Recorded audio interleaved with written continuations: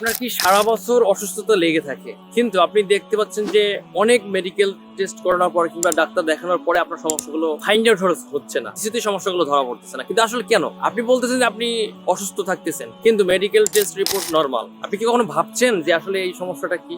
জি, বলছি একটি মারাত্মক সমস্যা নিয়ে, যেটা পুরো পৃথিবীব্যাপী অনেক বেশি বিস্তৃত, কিন্তু অধিকাংশ মানুষই বিশ্বাস করে না বা জানে না। সেটা হচ্ছে ব্ল্যাক ম্যাজিক বা জাদু আক্রান্ত সমস্যা।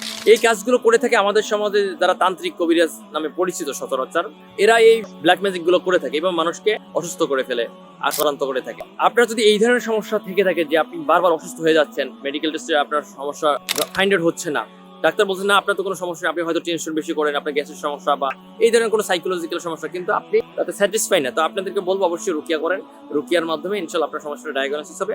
আপনার জিন জাদু, বদ নজর, ওয়াসওয়াসা সমস্যা আছে কিনা বা কি কারণে আপনি অসুস্থ হচ্ছেন, ইনশাল্লাহ একজন অভিজ্ঞ রাকি এই বিষয়টা নির্ণয় করতে পারবে। তাদেরকে অবশ্যই বলবো যারা মেডিকেল কোনো রোগ ধরতে পারতেছে না, তাদেরকে অবশ্যই রুকিয়া করা দরকার, এবং রুকিয়ার মাধ্যমে এই সমস্যাগুলো ফাইন্ড আউট হয়ে যাবে ইনশাল্লাহ। এবং যদি আপনার সমস্যা থেকে থাকে জিন জাদু, বদ নজর, ওয়াসওয়াসা রিলেটেড, সেক্ষেত্রে আপনি ধারাবাহিকভাবে 1 মাস পর পর কোনো রাকির অধীনে বা রুকিয়া সেন্টারে রুকিয়া সেশনগুলো করতে থাকবে, এবং রাকি যে পরামর্শ আপনাকে দিয়ে থাকে সেই পরামর্শগুলো আপনি ফলো করুন।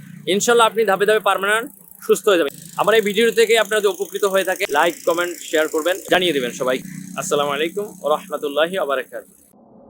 الله أكبر الله أكبر